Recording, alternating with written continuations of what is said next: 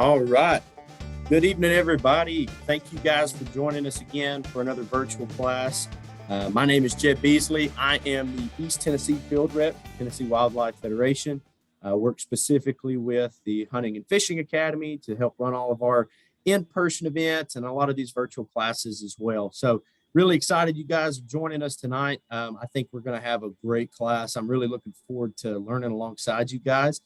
Joining us on the call tonight is Hunting and Fishing Academy volunteer and also one of my good friends, Wade Gefellers. I'm going to let Wade talk a little bit more kind of about his background and kind of how he got to where he is and what he does for a living. And then also I'm going to touch just a little bit on how tonight's going to go. And then we're going to jump into the material. So Wade, why don't you take a minute and introduce yourself and then we'll get started.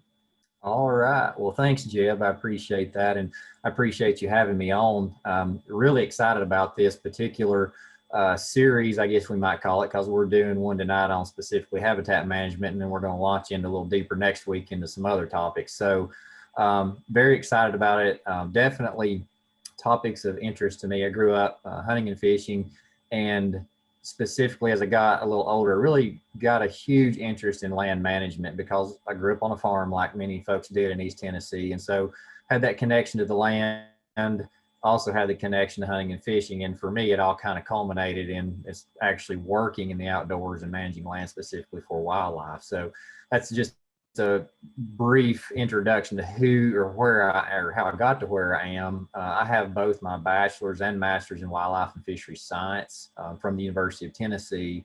And I have been running my own company for almost 2 years now, Heritage and Habitat LLC, based out of Greene County, Tennessee. And we serve customers all across Middle and East Tennessee currently. So just a little bit about me there. And then as you can see on the slide, the reason that I put this introductory slide up with all these pictures, I wanted folks to see, the picture's worth 1,000 words, as they say. And I feel like that's so true for me in this particular situation because as you will see, there's no pictures of deer or turkeys on there. And I did that specifically. That doesn't mean I don't hunt deer and turkeys, because I definitely do. And turkey hunting may be my favorite by all means.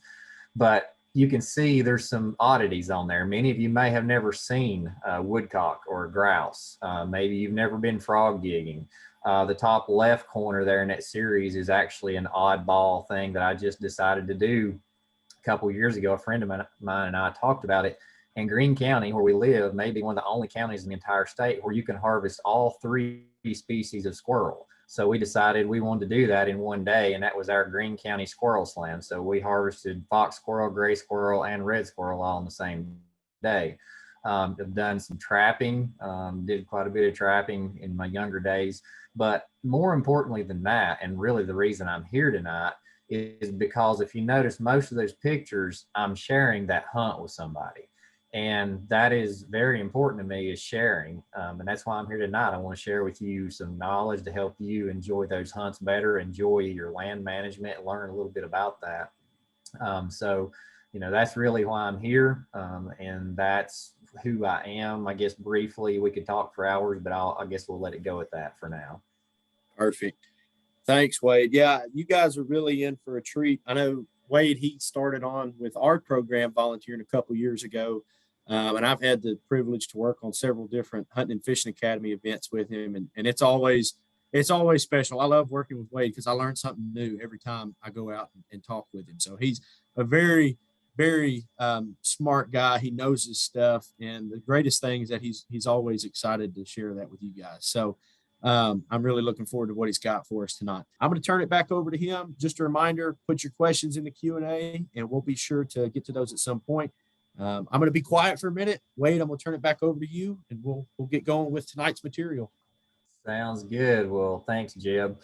And I'm just going to throw in a real quick plug because it actually ties right in with what we're talking about tonight. As many of you, I hope, are aware, but if you're not, just in case, the reason that I'm so passionate about this organization and supporting it, as Jeb mentioned, it's about recruiting more hunters and getting the hunter numbers not only back up, but recruiting people who haven't hunted. Well, in Tennessee, all of the land management that you experience on wildlife management areas that you get to enjoy and go out and hunt on, that's funded directly by the sale of hunting and fishing license in Tennessee.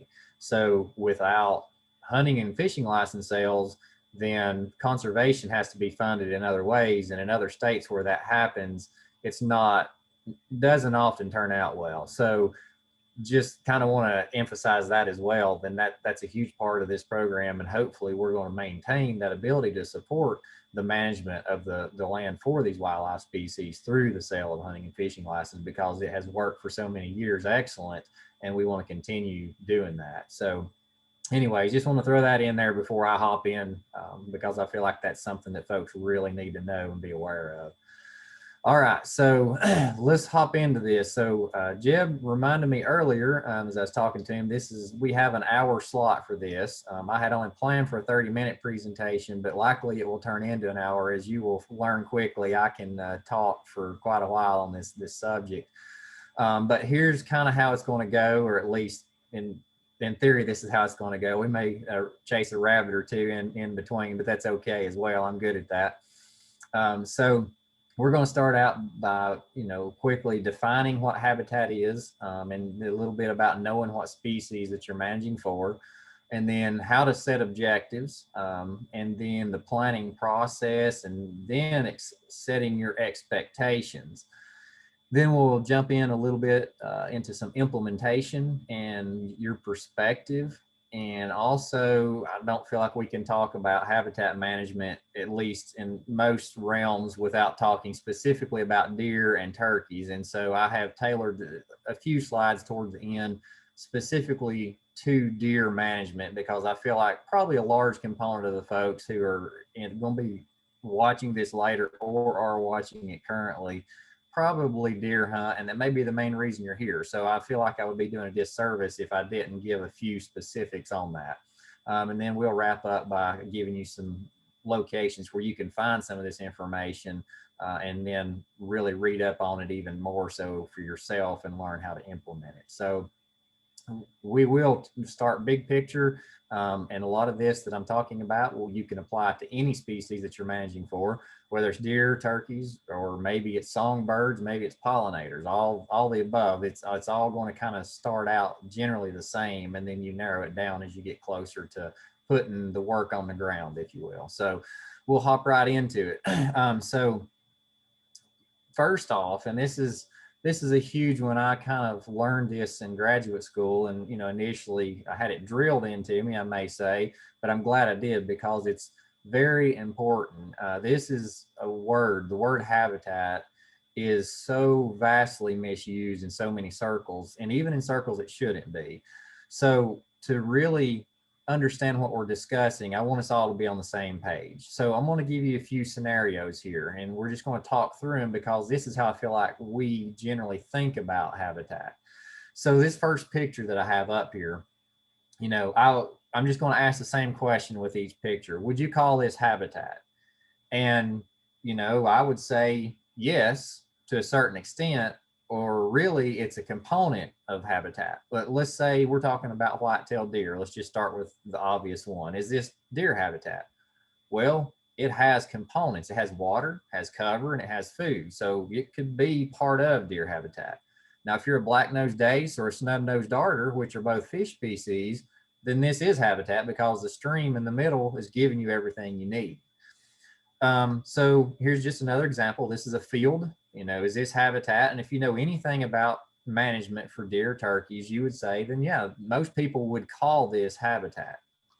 What about this field? Looks different than the other field. But is this habitat? As a wildlife biologist, I kind of cringe when I see this picture, and we'll talk more about that. But this is just a field of tall fescue, like you would see any pasture field, or field that's mown for hay. And that can be a component of habitat for certain species. Let's get a little bit more, I guess, out in left field, if you will. What about this rock? Is this habitat? And most people are probably starting to scratch your head a little bit at this point. But if you look in the kind of the center of that picture towards the edge where the vegetation meets the rock, you see those two little round marble looking things. Those are actually common nighthawk eggs. So that's a common nighthawk nest. That's literally their nest. They lay eggs on top of the rock. So that is a component of habitat for common nighthawk, or it may be complete habitat for microbes or bacteria. Now let's really step off on the deep end. So if any of you are deer hunters, you know what this is. This is deer scat. Is this habitat? Well, if you're a dung beetle or a green fly, then this is a component of your habitat. It's providing part of what you need for survival. So I point all this out not to be repetitive, but I want you to realize that what habitat is, it's a collection of all of the resources in an area of sufficient size and space that is required to support and sustain a particular species of wildlife. So to sum all that up, just saying that's habitat is really very inaccurate. You want to talk specifically. So if we're talking about deer, then we're talking about managing deer habitat. If you're talking about quail, we're managing quail habitat. If you're talking about pollinators, we're managing pollinator habitat. We're not talking about just calling a field habitat. All right. So that's going to be important, as you'll see here in just a minute. So I'm not just kind of beating a dead horse, if you will. This is important. You need to really understand that we're talking very specifically when we're talking about habitat management. It applies to a certain species.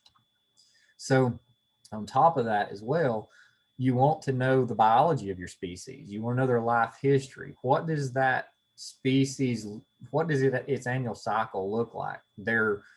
What do they need for food? What do they need for cover? What does their reproductive cycle look like? Do they breed in the spring? Do they breed in the fall? Do they have young in the fall or the spring? What does that look like? And you need to know also, what are some of the common limiting factors? And we'll get into that a little bit more, and I'll help you learn how to identify some of those as we go into this presentation. But just know, you need to know a lot of details. So when you start talking about managing habitat for whatever species that it is you're managing for, you need to do a lot of homework up front. And it doesn't matter if you're a lifelong deer hunter or lifelong turkey hunter, you still, to really implement good management and achieve your goals, you probably need to dig in a little bit more and know more about your species than you currently do. Now, there are some people out there, I have met some older hunters that just to talk to them initially and look at them, you would think, well, they know how to kill deer, but they probably really don't know how to manage for them. But they will surprise you. It impresses me often at what some people do know. But regardless, you really need to know your wildlife species. A couple more is the range, and that means where are they supposed to be at? Such as, let's just use the white-tailed deer again. Their range is huge if you look at where they occur throughout the United States. But what's the local abundance like in your area?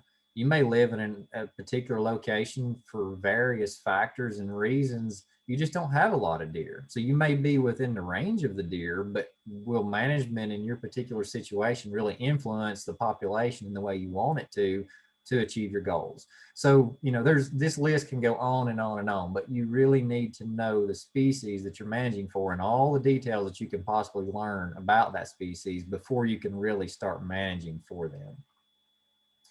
So let's say you've done your homework, you know what habitat is now, as far as which species you're managing for. So we're managing, let's say, for turkey habitat. And you've done your research, you know what the species requirements are. And now it's time to really start down that road. So where do we start? And I think if you are familiar at all, if you've done any reading, if you've been online, if you're members of groups on Facebook that's management related, this is where our minds often go. All right. This is how we begin the process. We either get to chainsaw out the drip torch, the tractor, you get out the equipment, basically. Let's hit the ground and let's make something happen. Well, this is a very common mistake. And it's funny because when I show up on a client's property, 99.9% of the time, they're sitting there waiting for me on a UTV of some kind, and they're ready to take off and show me the property. Now, don't get me wrong. I'm always excited to see a new property as well and see what we can do and what is there to offer. But that's not really where you need to start the process. The process actually should look something more along the lines of this. Now, you may be kind of laughing when you see this picture, but realistically, you really need to sit down and give this some thought. You need to know currently where you are as far as what does your property have, and as far as, you know, plant communities, what species are there. And you also really need to dig in and think about, well, where do I want to go with this? What do I want to accomplish on this property to really get it to fulfill my desires? And that's basically means setting your very specific objectives. So I'm going to give you some good examples of what a specific objective might be like, so that you can start kind of wrapping your head around this. So let's say you're a deer hunter, and let's say that you're not a trophy hunter, and really you're not even concerned about mature bucks on your property. You feed your family with venison, and you want to put a lot of meat in the freezer, and you want a lot of deer on your property. So an objective that you might have is you want to increase the size of the deer herd on your property to allow you to maximize the number of deer that you can harvest in a season to put enough meat in the freezer to sustain you for however long that you need that meat. Now let's go to the other side of that coin. Let's say that you're interested in killing mature bucks. You want a 3.5, 4.5, 5.5-year-old buck on your property so that you can hunt it. So a specific objective for you might be, I want to grow bigger bucks, and I want to increase the age structure in the deer herd on my property so that I can really enjoy that excitement that comes with hunting a mature buck. And let's just kind of take a different route on that. And let's say that, you know, you're interested in pollinators, and your specific objective may be that I want to increase the number of food and nesting sites for whatever pollinator species that may be, such as monarch butterfly. So in your case, you want to increase the amount of milkweed on your property to maximize the nesting and feeding locations for monarch butterflies. So I think you're kind of getting the point. You want to be very specific, because if you think about it, those things are measurable. All right. So let's say, you know, you start out normally in the deer season, and if you're hunting your property currently and you see, I don't know, let's just say on average out of 4 times hunting, you see 6 deer. Well, if you are in that first example I gave and you want to increase the number of deer on your property, then when you start implementing these practices, and now you're hunting, and on average every 4 hunts you're seeing 12 deer, then that's measurable. You know that you have increased the number of deer likely on your property if that's a consistent thing that you're witnessing as you're out hunting. The same thing with those others. So I'm not going to really dig into the details, but I think you see what I'm saying. Now, let me just, for example, give you some examples of bad objectives, or maybe not bad, but maybe not as good of objectives. And I hear these common. I want to just manage my property. Now, that may sound very crazy to you, but I hear that. I just want to manage my property for wildlife. Well, what's wildlife? I mean, let's say a lightning bug. That's wildlife. So are you managing for a lightning bug? So you see what I'm saying? That's very vague. Another one I hear is, well, I have some friends that are managing their property, and I want to manage mine just like they're doing it. Well, first off, do they know what they're doing? And second off, do you know what they're doing? And have they shown any results? Do you even know the results of what they're doing? So just be very specific and take the time on the front end to figure out what these things are that you really want to achieve before you jump in to actually putting boots on the ground and cranking the chainsaw or cranking up the UTV, whatever it may be. So Jeb, do you want to stop for a second? Is there any questions, or do you want me to keep on going? Yeah, you can. Let's just keep rolling for now. I haven't seen any questions come across. If I get any, I'll stop you, but we can just keep the ball rolling. All right, sounds good then. So we'll do that. All right, so let's say now we've sat down, we know our specific objectives, we know what the wildlife species we're managing for needs. We've got all those details figured out. So now this is where the reality kind of can set in sometimes. And I'm giving this example very first and foremost because I have ran into this specific example on numerous properties. And I'll just preface this by saying in the eastern part of the United States, specifically in East Tennessee, Middle Tennessee, where we work a lot, the one thing that we can grow a lot of is trees. All right. This, the rainfall, the climate, everything about it lines up perfectly for trees, basically. And there's a long process to explain behind how that happens and why we're there. But long story short, it's succession is the term for it. And basically, if you have any open area and if you don't do anything to it, eventually it will revert back to forest in our part of the world. And as a result of various management or mismanagement practices that have taken place in the last 100 years, we have a lot of forest. But we still have a lot of folks alive who grew up and hunted in the heydays in the 60s and 70s when there were a lot of quail on the landscape in East Tennessee, Middle Tennessee, basically everywhere. But now in those areas, there's mostly trees. Now, there's been a huge shift in thinking, and there's been a big shift in focus on managing for quail because of declining populations. And now there's a lot of interest, once again, in managing for these birds. But let's just take an example. So let me back up and get this so you can see this screen. All right, so you see just this screen, you see the middle polygon in the middle. So that green outline, the light green outline in the middle, that's about, I think it's about 163 acres. Now, this is not a client's property of mine. I just found a specific spot that really emphasized this. And you can see this is satellite imagery. This is from Google Earth. And if you look closely, if you're familiar with looking at this, you can tell inside that green line is an open area. It's a farm, somebody's farm, and most likely they have cattle on it. But let's say this person decides we're done with cattle and we remember quail hunting in the 70s and we just want quail back. We want to really enjoy this property and we want to put quail on this property.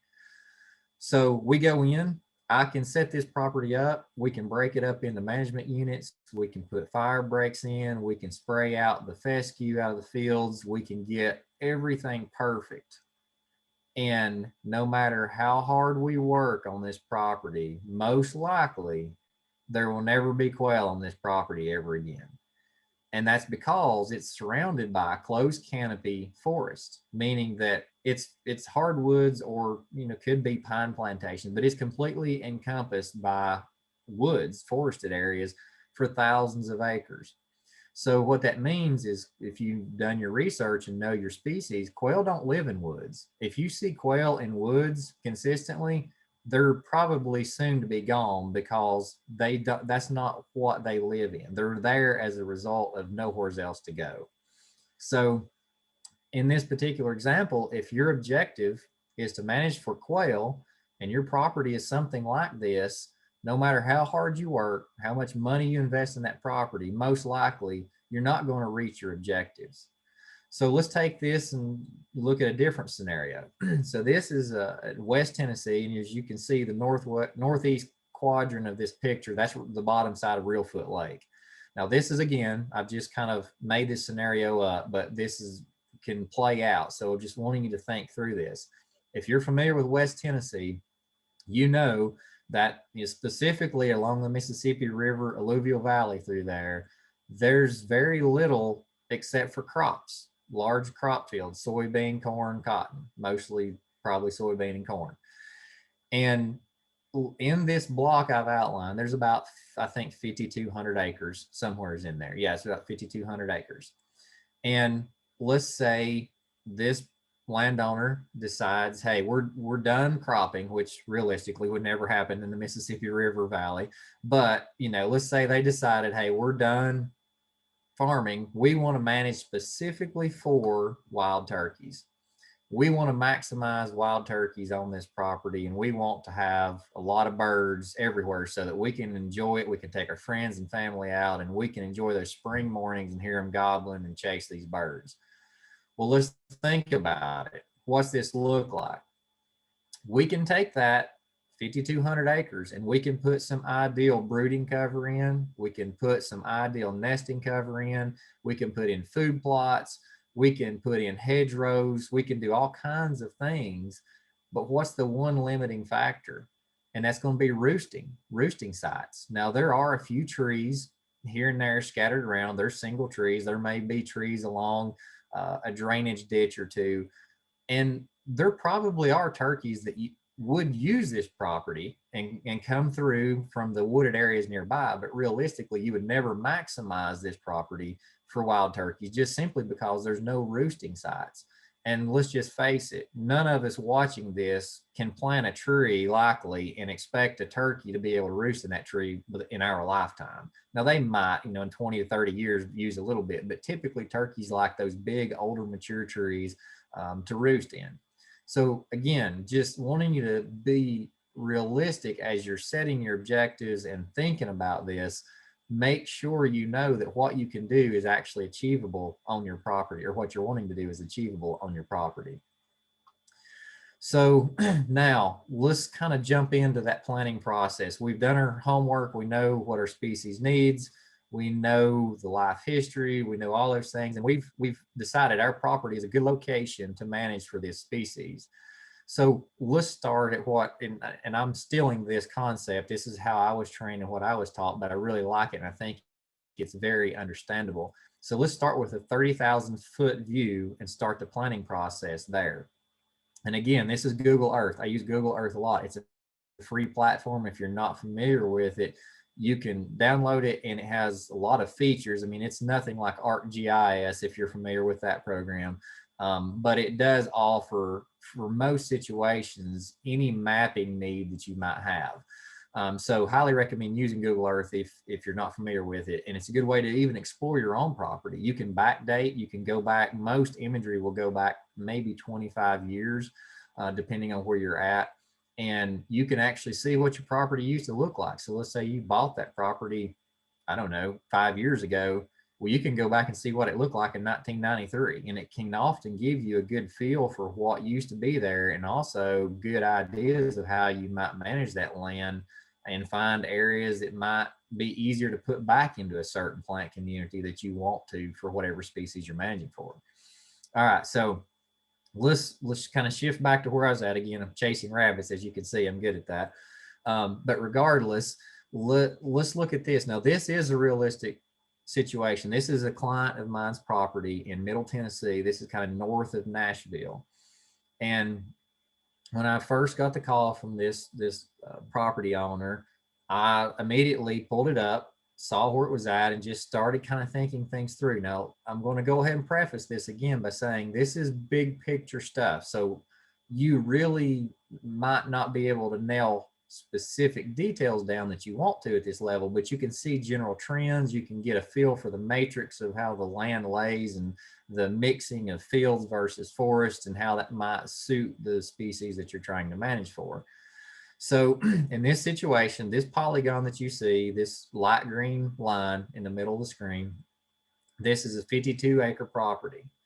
Now, when I looked at it, I just kind of started looking at, first off, I noticed that it's a nice mix of forested areas and field areas. So automatically that tells me that it's good for deer and turkeys, most likely, which is what this landowner specifically wanted to manage for. So immediately I'm thinking, okay, that's checkbox 1. We're in a good spot for both deer and turkeys. And I also zoomed in on some of the open areas, and I could tell that most of this is maintained in either hay production or cattle production. There is some row crops, but I would say of the open areas, it's probably around 30 to 40% row crops, and the rest of it is cattle production or hay production. So that's information that I'm gathering, and it helps me a lot as a biologist because I know specifically what deer and turkeys need. And I also know what most of these areas are going to look like without even putting foot on the ground. I generally know what they're going to look like.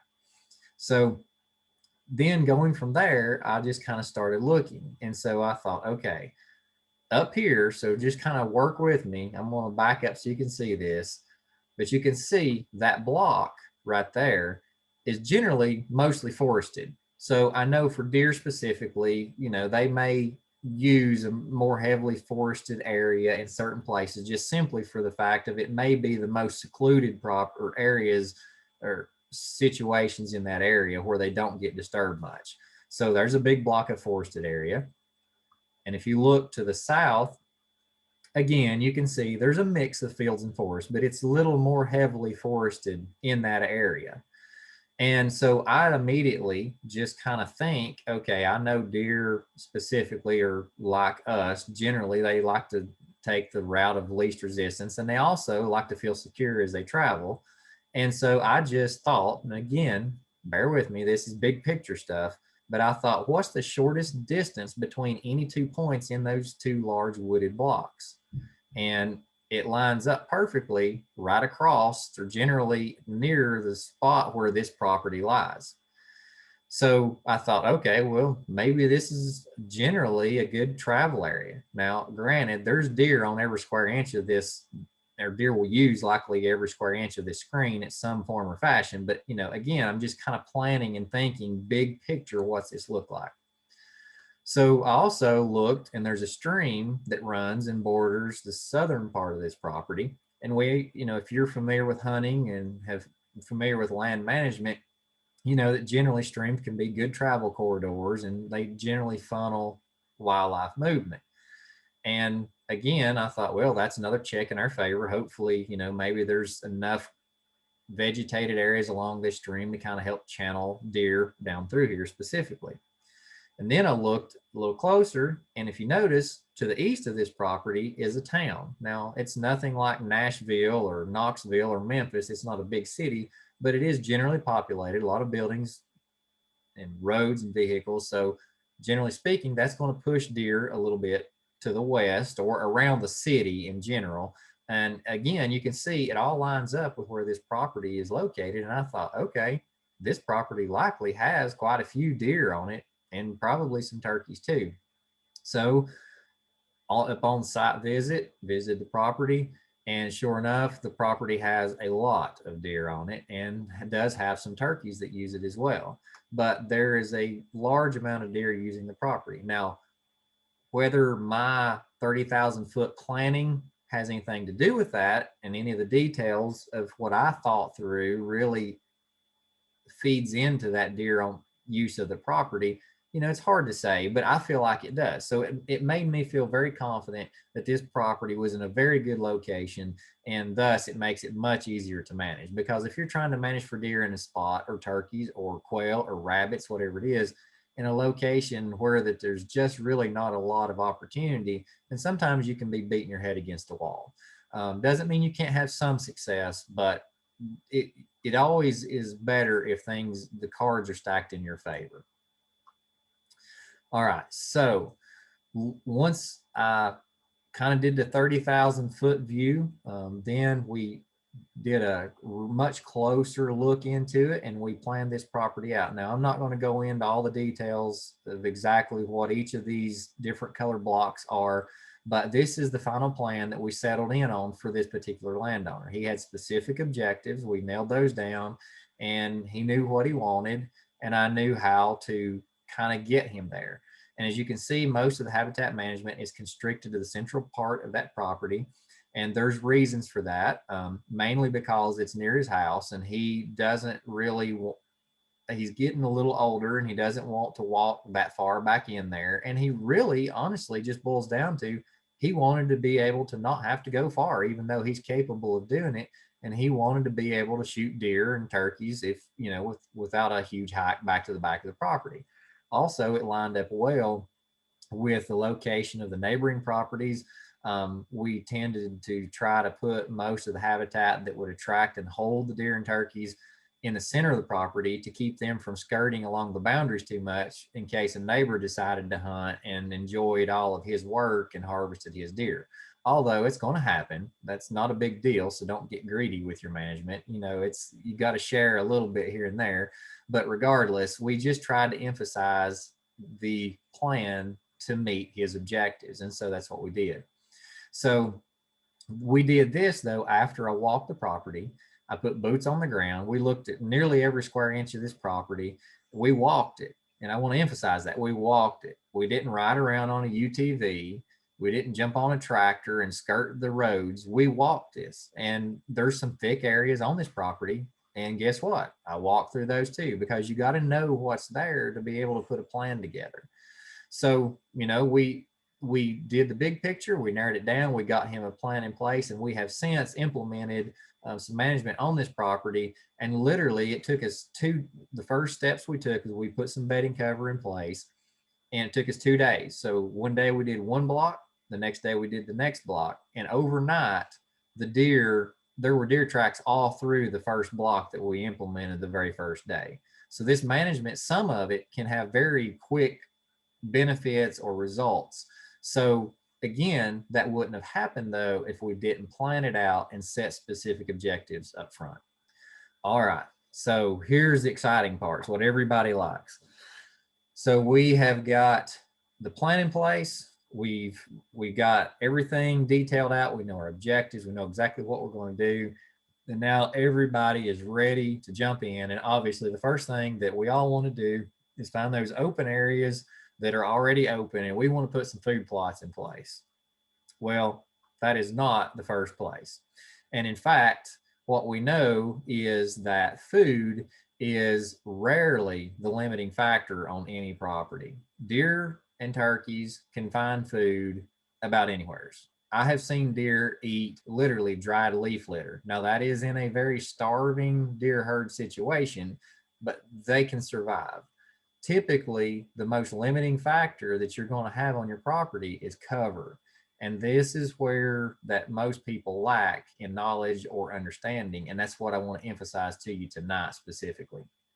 You must get the appropriate plant communities in place with the right composition and arrangement very, very first. That's the very first step. So I want to kind of hammer this in because I see this time and time and time again.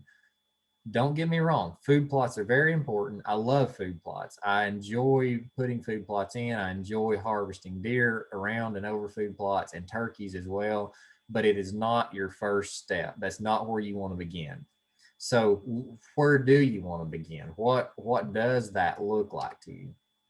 And these pictures are most likely going to be what your first steps to habitat management for whatever species it is that you're focusing on is likely going to involve at least one, if not multiple, or all of these initially.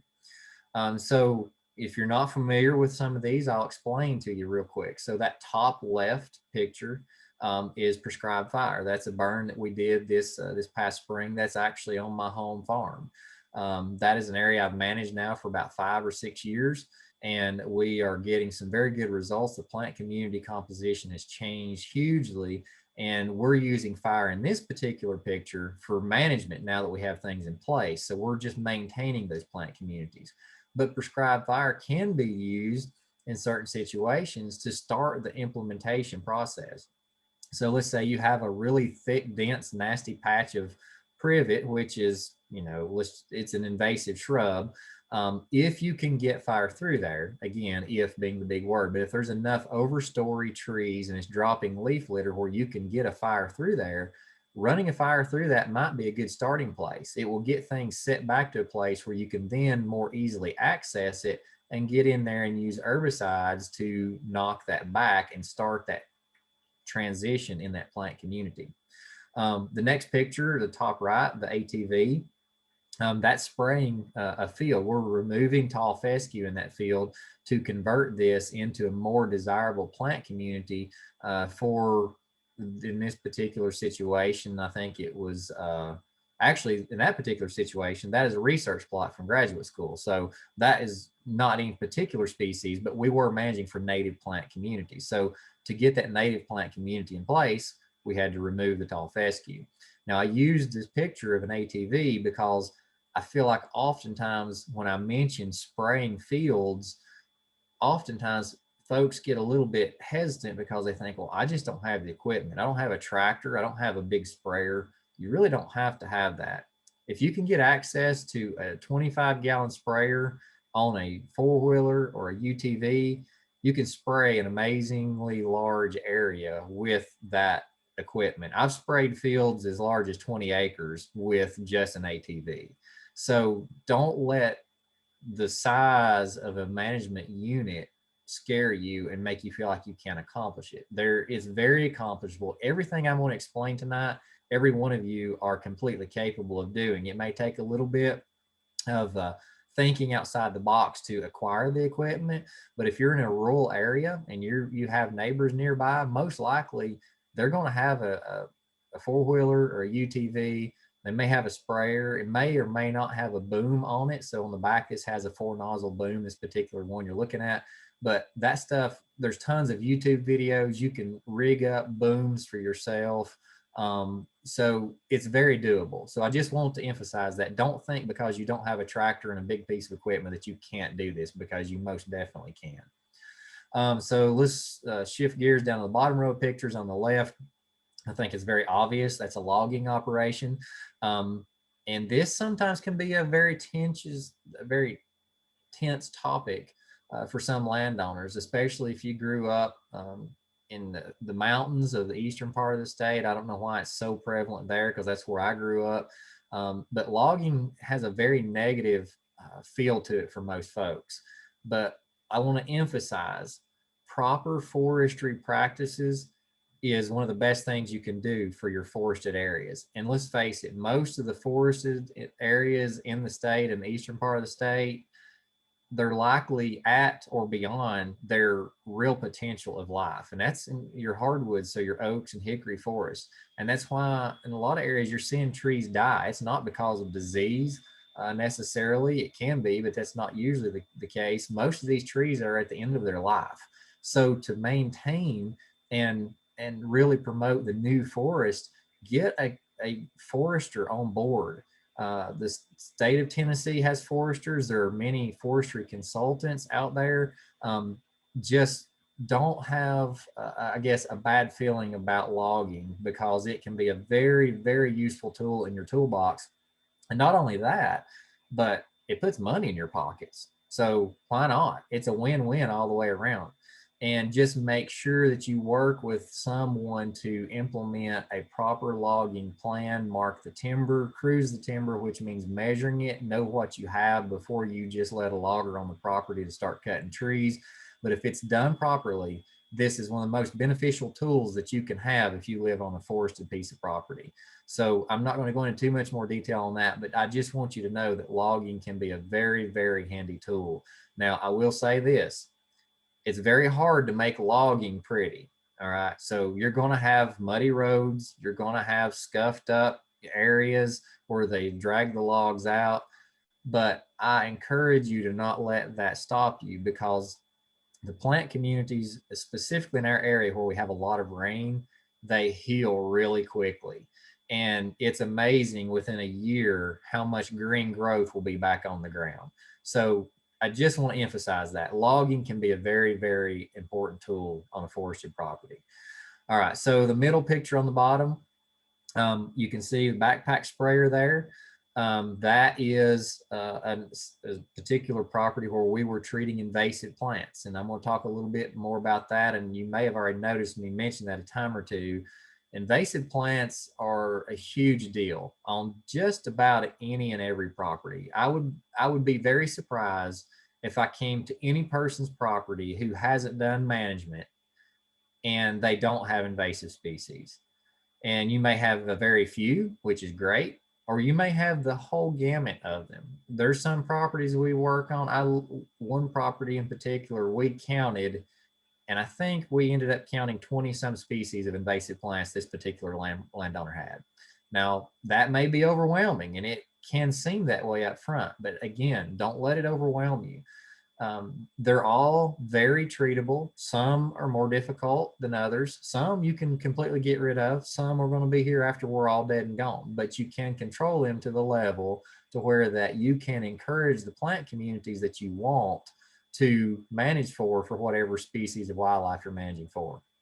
And then on the right bottom, the last picture, that's a property we were doing some timber stand improvements. Actually would more realistically be called forest stand improvement, because we're not managing for timber on that property. We're just improving the forest conditions for deer and turkeys. And that particular method, just so you know, that I'm doing is called hack and squirt, and I'm using a machete. You can use a hatchet and making a cut into the tree and injecting herbicide to kill those trees to open up the canopy and put some sunlight on the ground. So, and I'll talk about a little bit more here in just a minute about that as well. But big picture, kind of winding back around to where I started, this is more what your first steps of implementation are going to look like. The food plots are important, but they come later. These are the important first steps that you really want to focus on. You've got to get those plant communities in the right condition. All right, so here is kind of where we're going to, I guess, the rubber meets the road. So on the left, I actually took this picture one day when I was doing a prescribed fire for a landowner, and this was the neighbor across the field. And I thought, I have to take a picture. I can't help it. I have to take a picture of this, because one day I will use this picture in a presentation. And here you go. So you're the first to see it. So this is what that I like to call, and again, I'm stealing this term, but this is recreational mowing. This is a disease in our culture. And if you're wanting to manage your property for wildlife, then we have to figure out and move beyond this. This is not acceptable. We can't be doing this if you're managing your property for wildlife. Now, there are situations where we will mow for preparation and different things to do some kind of a management technique, but consistent regular mowing just to keep things clean, that's not acceptable. And so this picture on the left is typically what we think of or what we want to see in a field. All right, let's move to the right side of the screen. On that side, you see a forested area. Now, I would agree that looks very pretty. Generally speaking, I like to see through the woods. I mean, it's kind of a park-like setting. Now, when I'm turkey hunting in the spring, I like to find these patches, because these are areas, if they're in the right location on the topography, can be excellent spots for a big mature gobbler to strut, and also a good spot for me to be sitting behind one of those trees at daylight. But generally speaking, you don't want your woods to look like this, but this is generally what they look like in most properties. Now, I have collected data in both settings. So in fields, just like you see on the left, and woods, just like you see on the right. And we actually measured and weighed out the amount of deer forage in both of these settings. And if you reach 70 pounds of deer food per acre, selected deer forages per acre, you would be flying. All right. So, and that may sound good. You may think, okay, well, that's 70 pounds of food. Well, we'll get them back to that in just a minute. But just realize there's not much there in food. But again, what's the most limiting factor? It's typically cover. So there's no cover there whatsoever, unless you are an eastern fence lizard or maybe an eastern box turtle. You might find some cover. But other than that, for deer and turkeys, there's not much there to offer you. And in fact, those areas to deer and turkeys look just like what you're seeing right here. And we actually call those a biological desert. That's what basically that forested area and that field look like to a deer or turkey, or most wildlife species that we might be managing for, is a biological desert. Now, here's where we're going to talk about perspective. So we're trying to shift that gear in all of our minds. This is what a field on the left again and woods on the right really need to look like if you're managing for deer and turkeys. Now, if you're managing for pollinators, this is also what you will want it to look like. And that may come as a shock to you if you have read a lot and really focused on pollinators. You've probably seen these pictures of these beautiful fields of wildflowers that have been planted. And that's another topic for another time. But let's just say that, let's think about this. Okay, while I'm on that, I'll just roll with it since I have a little extra time than what I thought. What did pollinators survive off of before European settlement on this continent, or before the Native Americans were burning the land or whatever? What did they survive off of? They didn't have us here to plant these pollinator mixes for them. They didn't have us here to manage for them. Natural disturbances, so wildfires, wind throws, ice storms, hurricanes along the coastal areas, tornadoes, all those things created disturbance, which maintained these plant communities that had flowering plants. So we're doing the same thing. We're mimicking those processes. And these pictures, what you see here, are ideal pollinator habitat as well. So again, coming back to deer and turkeys though, this is what we want to see.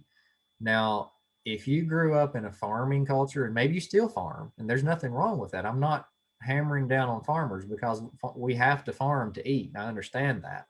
But if you have areas that you're managing specifically for wildlife, then we have to lose that farming mentality, at least in those areas. And these pictures, what you see here, are deer and turkey magnets. They offer tons of, literally, I'm not just saying that, I have measured these as well, and there's literally tons of food available in these areas.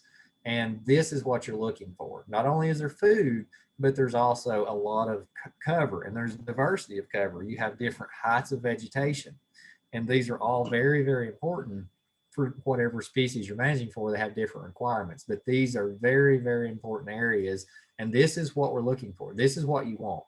So I'm saying that over and over. I'm really trying to hammer this in, because this is a huge mindset shift that I have to work through with most landowners.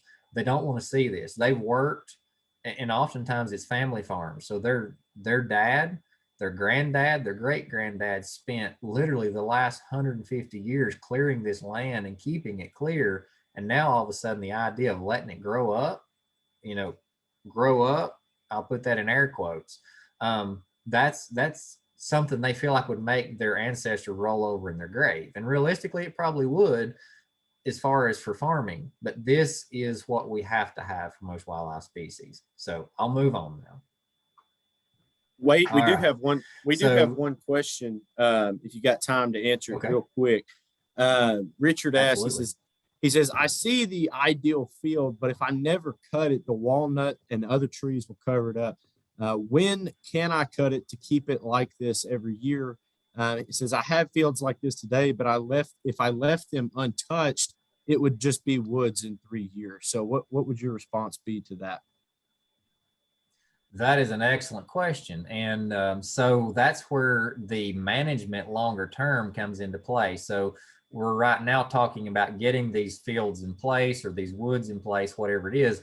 But he nailed it on the head. These are not static plant communities, meaning they don't stay that way. Going back to what I said earlier, the rainfall amounts and the climate we have here, it leads to that successional process. So a field will turn to woods eventually.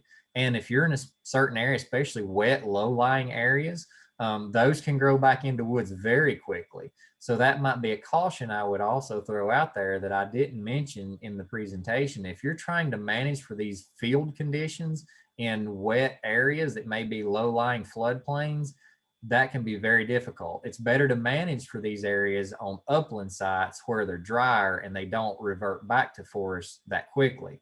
Now, to get to answer his question specifically, that is where fire is a very important tool, prescribed fire. So if you have woody areas or areas that are growing in woody species, regular fire at the right time, the right intensity, properly planned out fires can help control that woody component. And if done enough, it will kill some of those woody species as well. Now, there are certain tree species such as post oak, mockernut hickories, let's think winged elm, some others, you can top kill them. So when I say top kill, it means the fire will kill the part of the tree above the soil surface, but it won't kill the root system. And those trees will continue to sucker back out year after year after year after year. But other species such as black cherry sometimes, red maple sometimes, those species will often disappear out of that plant community after regular fire. Now, I'm talking after 4, 5, 6 burns, and that may be over a period of 10 or 12 years. But regardless, if you're burning every 2 to 3 years maximum, maybe every year, if you can do that, if you have the right fuels to carry a fire in that plant community, then you can keep those woody sprouts at bay. And it's okay to have some of that. I want some of that, specifically if I'm managing for deer and turkeys. Turkeys very specifically, because often turkeys will nest at the base of those clumps as they're suckering back out and sprouting back out. So fire is a very important tool.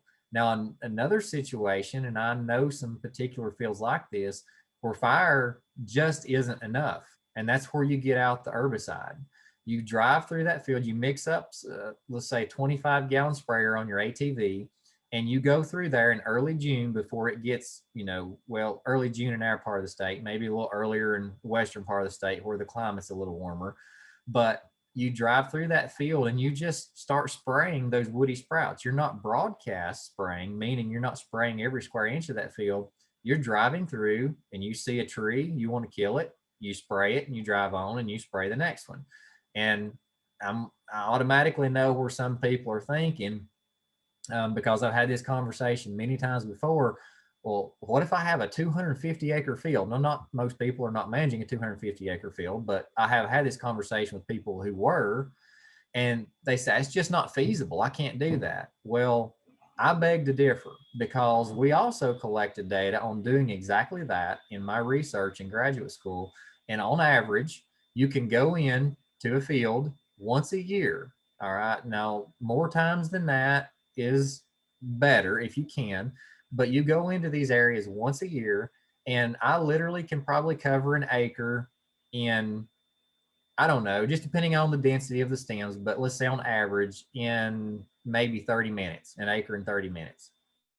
So, over a course of the summer, when you have some time on Saturday, spend 5, 6 hours out there and let's just treat some of it. The thing to keep in mind is not to let it be overwhelming. If you don't get to all of it this year, no big deal. Get to it next year. Just remember, every bit that you treat this year is better than it was when you first went in there. So it's kind of like the old saying, how do you eat an elephant? It's one bite at a time. So keep that mentality. You just stay on top of it. You can burn, you can spray, the combination of the two, but ultimately you will get where you're going. You just have to be consistent with it and don't give up. So I hope that answered the question. If it didn't specifically, and you have more detailed questions, then we can maybe get to that later, or maybe he can send me an email, or however we want to do that, or we can call and talk about it in more detail.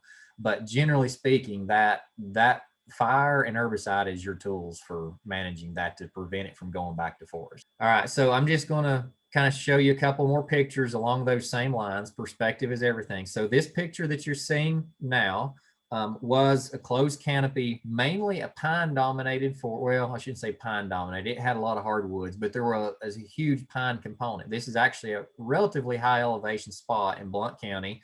And what happened here is the land manager hired a logging crew, and they came in, removed most of the canopy, but left a lot of the pitch pine and shortleaf and table mountain pine, and of course some oaks and hickories mixed in as well.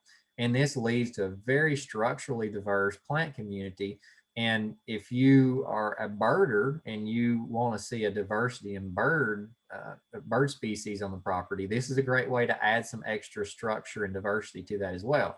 But specifically this property, there are quail that's still on this property, and he's expanding the area to where it is more usable space for quail.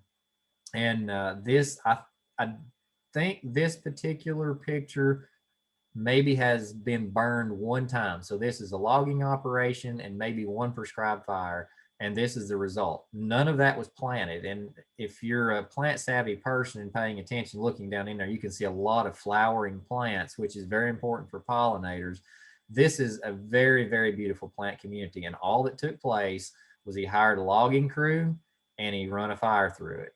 So this stuff is very simple. And I know that some of this stuff can seem overwhelming and daunting. I know for most folks, fire is a very cautious tool, maybe is the way to put it. Some people are nervous to use fire. That's why you hire a professional the first time or two, get some help, start small, burn a 1 acre field instead of a 10 acre field the first time, start small and work up to it. But these tools are very useful, very easy, very cost effective, and anybody can do this. So again, just want to show you what a forested area. This picture was once a closed canopy forest, and simply logging it and burning it got it to this place. This is another area. This is a particular property. We collected data in quite a bit. This is actually at the Bridgestone Firestone Wildlife Management Area up in White County on the plateau. This particular section of that property was in a commercial pine plantation, I think maybe 10 or 12 years ago, maybe 14 years ago now, I'm not sure. But all they did was harvested it and then started burning it. Now this area has been burned regularly and frequently, and this is one of the most diverse plant communities I have ever seen. Not to mention, there are a bunch, and I mean a bunch of northern bobwhite quail in this area. Now, certain years we didn't see or hear as many, but there are certain years we flushed several birds out of these units. And that is shortleaf pine you see there in the foreground. And again, those were not planted. Shortleaf pine is a very fire adapted species. And because of that, fire is used in this plant community and you get a diversity of species, which is great for your wildlife. This place is full of deer and turkeys in this particular spot as well. We saw a lot of deer and turkeys in here, and I actually hunted in one section of that, nearby that. So again, I hope you're seeing by now that managing for wildlife is really managing plant communities. And that's where you get your bang for your buck. All right, so this just kind of, again, emphasizing the same points, but these two pictures, I want to just kind of, I think this is so neat to show people this. On the left is this particular area was a field about 30 years ago. It was kind of like the gentleman asked the question. It was allowed to grow, and here's what you get. This is a Virginia pine stand. There's some oaks and things mixed underneath, but if you look closely and look at the ground and look through there, you can see probably 60 yards through there. Really not much there for any wildlife species, deer, turkey especially. The picture on the right is the exact same stand 2 years later. This is again a section of the family property where I grew up. I logged this out, cut the Virginia pine out, and the picture on the right is not the exact same location, but it's probably 40 yards from the exact same location. It all looks the same across it now. I literally logged it and burned one time, and you can see what developed. Now it looks pretty. Again, there's a lot of flowers flowering, but there's literally tons of deer food and there's tons of nesting cover for turkeys. In fact, I found a turkey nest in this block last spring. And not only to mention, there is brooding cover. So once those turkey poults hatch, they have to have access to insects. And if you think about a turkey poult, the same as a quail chick, when they first hatch, they're tiny. They have to have a good open understory underneath those plants to move. And this created that. So you can see, again, just think about on the left, let's think about a turkey nest. Would a turkey nest in that patch of woods? Well, they might, and I've seen that, but realistically, that's not going to happen regularly. That's just not ideal turkey nesting cover. But cutting trees and running fire through it on the right, now we literally have all kinds of nesting locations available. So again, the key factor though is sunlight. And that's what we're really managing for. We're managing the amount of sunlight that's able to hit the ground. And with the shade of the canopy of the trees above it, it prevents those seeds that are lying there dormant. It prevents them from germinating. They can't grow because it's there's too much competition and too much shade. But if you put sunlight on the ground, and especially if you put fire on top of that, then all of a sudden you get this flush of growth. And if you're lucky, or not lucky, most properties, you're going to get a good plant community. You may have some things grow in that you don't want, but you just work through it and spot spray those out, again, going through it once a year, and you really can have the plant community that you want. So sunlight is what we're managing, and that's what's going to give you what you're looking for your plant communities. All right, so let's shift gears now a little bit as we wrap up. I want to talk specifically about deer for just a little bit, because again, I feel like many folks watching this now or later will likely be watching it specifically because they want to manage their property for deer. So if you're a deer hunter or know anything about deer, you know exactly what this picture is. This is a white oak acorn, all right? And we all covet the time of the year when these are hitting the ground, because especially if you're a bow hunter, early season, or kind of not early season, but towards the end of bow season, but before muzzleloader opens up, oftentimes you can kind of get in on the good hunting just right before the gun guys get in the woods. And oftentimes we're looking for these white oaks. We're looking for these acorns on the ground, all right? So believe me, I know the emphasis on white oak acorns. I love to find those big trees myself. But I want to talk about this specifically for a minute, because you may be managing a property or be able to at some point help a friend manage a property, and you've watched this presentation and you saw where I'm talking about cutting trees, mid-story management to open that canopy up to put light on the ground. But you're walking through the woods and you think, man, there's nothing but oak trees in here. And just like cutting trees in general is kind of a no-no, cutting an oak tree is a flat out sin. That's what I often hear that. I mean, I hate to say it that way, but that's often what people think. Realistically, it's okay. I want to go ahead and give you permission right now. You can cut an oak tree. It's not going to be the end of the world. There's tons of oak trees out there. There's more going to fill in. And I want to kind of emphasize that in another way and let you kind of think about this for just a minute. So Dr. Craig Harper at UT, which is who I studied under, his graduate students, I didn't get in on this project, but graduate students for 10 years collected data at Chuck Swan Wildlife Management Area up in, I guess it's Union County, I believe it is, kind of northeast, or central northern East Tennessee, if that makes any sense. Western part of East Tennessee, we'll go with that. But anyways, they did a 10-year study collecting white oak acorns and doing research on various components of thinning canopies around white oaks, fertilizing, all these things that have been said that will influence acorn production or acorn palatability. What they found was generally, at least in that study, in that location, and I would feel comfortable saying that it's probably the same across most oak species, generally speaking, in most areas where white oaks occur. They found that nearly 70% of the acorns that were produced came from 30% of the trees. All right, I want to emphasize and say that again. 70% of the acorns come from approximately 30% of the trees. So what that means, getting back to what I was talking about, cutting trees, if you have a situation where that you have a lot of oak trees and you don't know how to remove, which ones to remove, watch them for a year or two if you have that time and you want to do that, and mark those trees that drop a lot of acorns and know which trees those are. And now you can go in and feel free to cut and kill as many of the other oak trees as you want to. If you can have them logged out, if they're big enough to log and give you some income from those trees, then go ahead and cut them. And it's not going to hurt anything. Again, this is where you need to hire a forester to come in and help you with that. But realistically, it's okay to cut oak trees. I just want to give you permission to do that, because that is, a lot of people struggle with that, but it's okay. All right, so we're going to wrap this up. I want to just emphasize one thing here. Deer are concentrate selectors. Now that's a kind of a big term, but what that means is that they eat specific plant species and they eat certain parts of those plants. And those plants that they eat are forbs. All right, and that's the fancy term for broadleaf plants.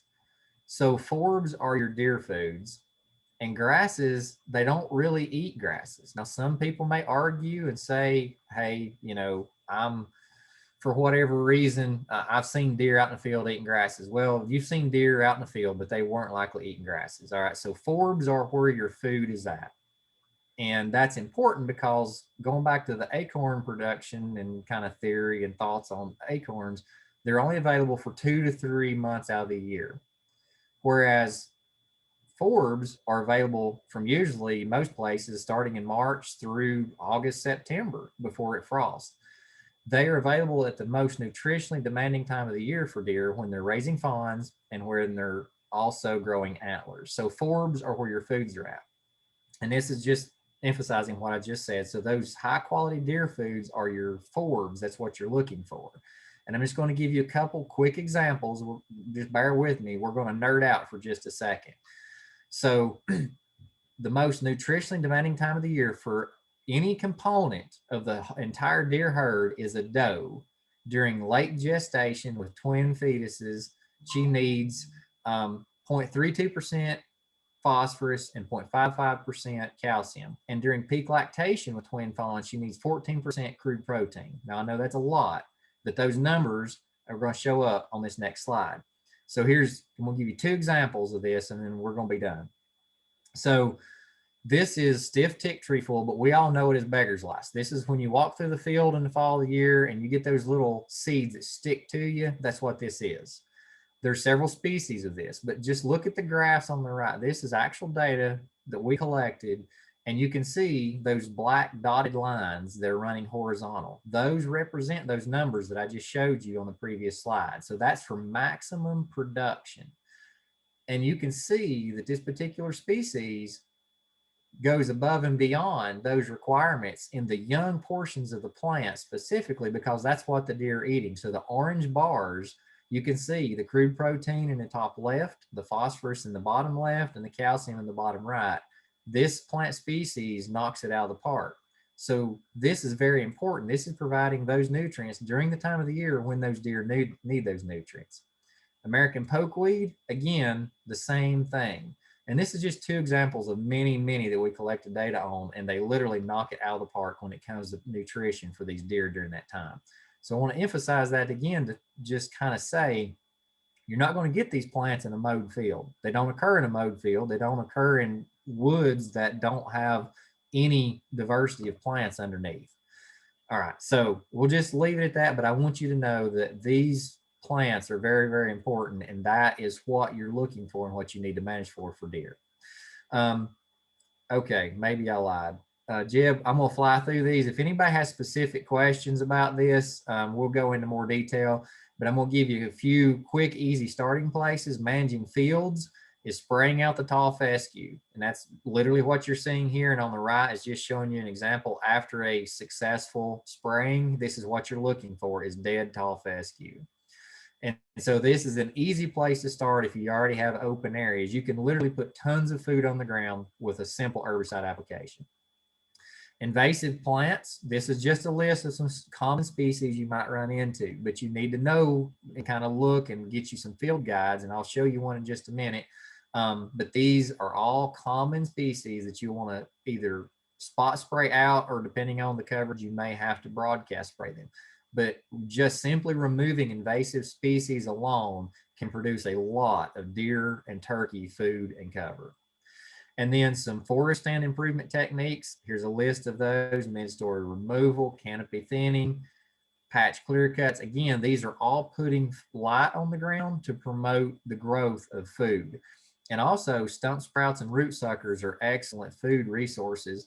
And this picture you see is a stump of a tree, a tulip poplar that we cut off. And you can see, if you look closely, the deer have hammered it. They've eaten the tops out of every one of those. So all of these practices will produce a lot of food on the ground at a level where deer can eat it. All right, resources now. We'll wrap up. So number one, and the reason I put it at the top center, if you want to do some of this management, contact your local, you can start with your local game warden. They can get you the contact information. There are 4 private lands biologists in the state of Tennessee, 1 in each region. So no matter where you're at, you have access to one, and they can connect you with various resources.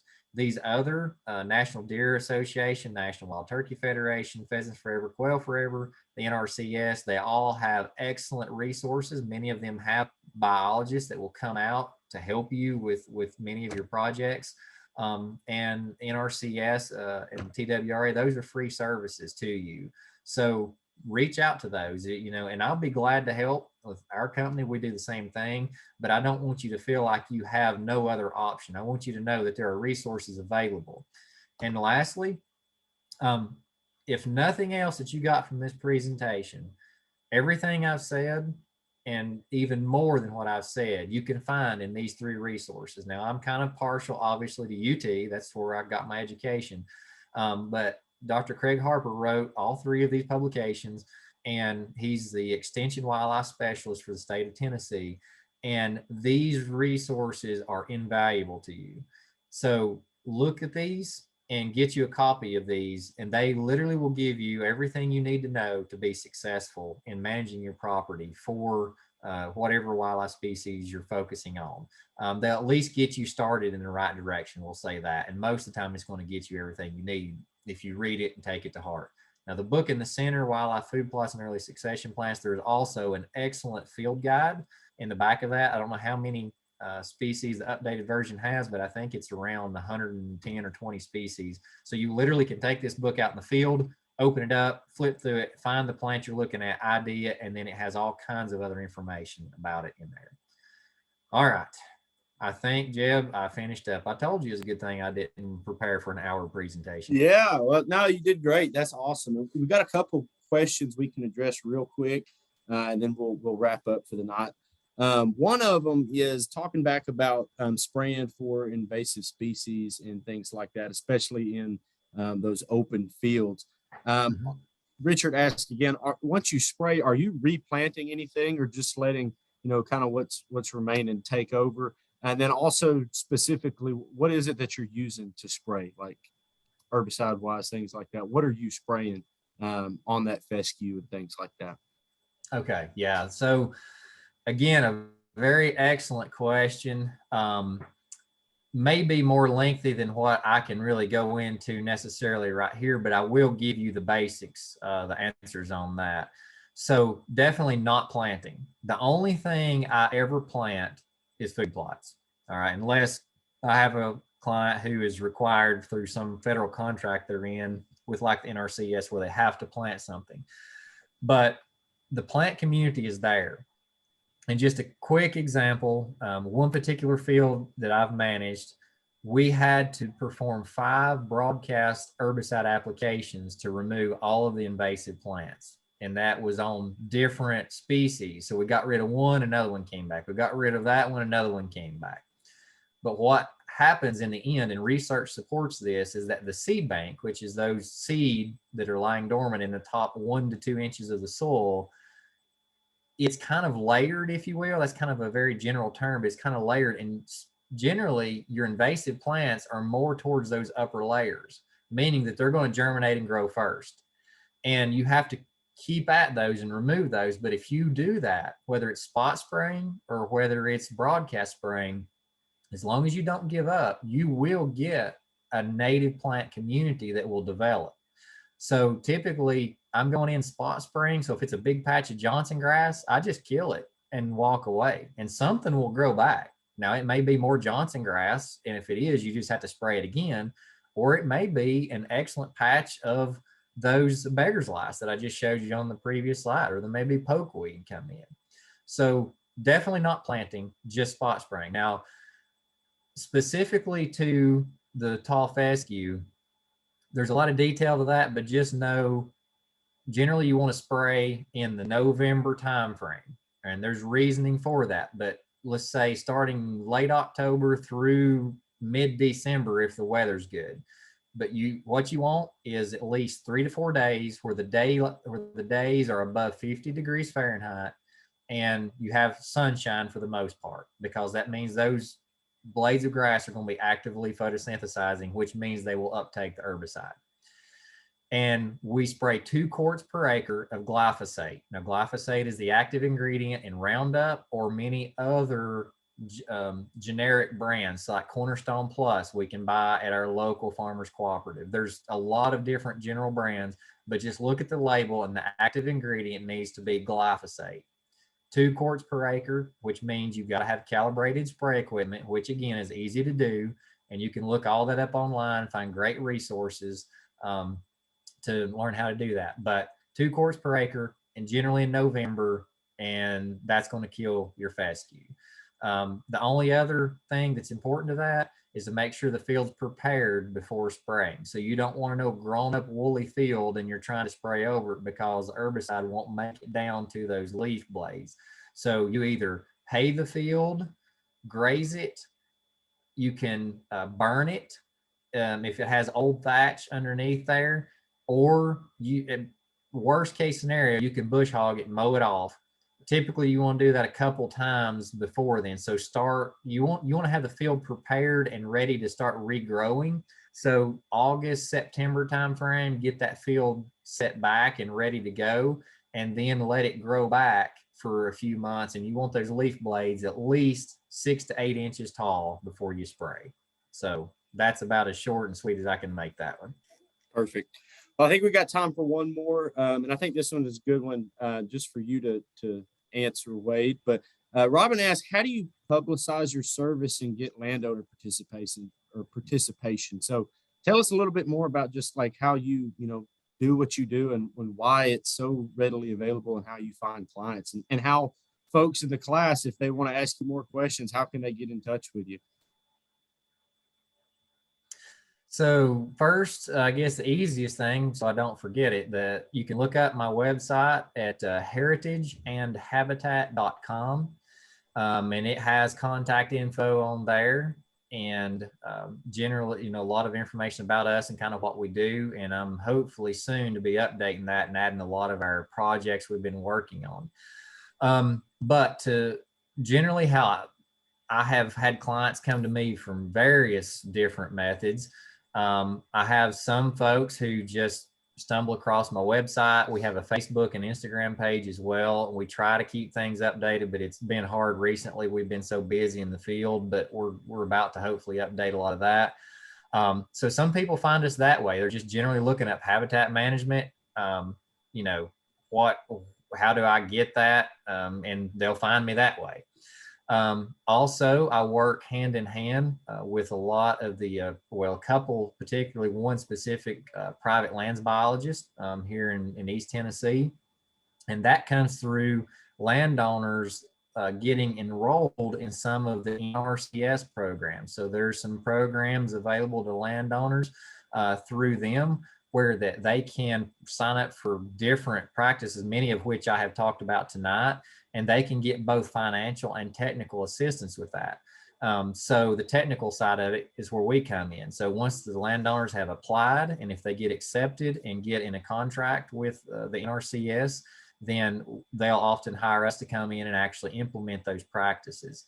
And a lot of it's been word of mouth. Now that we're kind of rolling and working with clients, we have neighbors saying, hey, I've got these guys over here working on my property, and telling them about what we're doing. And they say, hey, we need some of that over here too. So, it's that, just a lot of connections I've made throughout grad school and different places have helped as well. So, it's really all over the place. There's no one particular spot. But we're super happy to help anybody that we can in any way that we can. And I try to give educational segments, on our Facebook and Instagram as much as possible too. I don't want people to think that I'm trying to hoard all this knowledge up just to sell my services. There's plenty of work to be done, and there's also a lot of knowledge that needs to be shared, and that's what I'm trying to do. Awesome. Well, Wade, man, I thank you so much for joining us tonight. I know you've been one of my favorite volunteers to work with, just in terms of Hunting and Fishing Academy. You're a great advocate for outdoorsmen in Tennessee and our wildlife. And I thank you for the work that you've done on all of those fronts. And I've enjoyed getting to know you and become your friend a little bit more. And I'm looking forward to the next one and all the next events we do this fall. So if you guys are interested, we're going to be back here next week with Wade to talk specifically about food plots and food plots for deer, specifically planting stuff for the fall, getting ready for deer season coming up. So if that's something that you're interested in, go sign up. It's going to be the same time, same place next week, Tuesday at 6:30 Central. You can sign up on Go Outdoors under the events tab, or you can go to our website at tnwf.org, go to the Hunting and Fishing Academy tab and select virtual classes, and you can sign up there. So hope to see you guys there. Wade, thanks again so much. If you've got questions, let us know. We're going to be sending some of these resources out to you tomorrow as well. And Wade, I'll probably be getting with you to get some stuff that you might want to send out to everybody. And we'll make sure that you guys get that and then the recording here in the next few days. But if you got questions in the meantime, let us know. But that's all we got for tonight. So thanks again, Wade. And we'll see you soon. Thanks. See ya.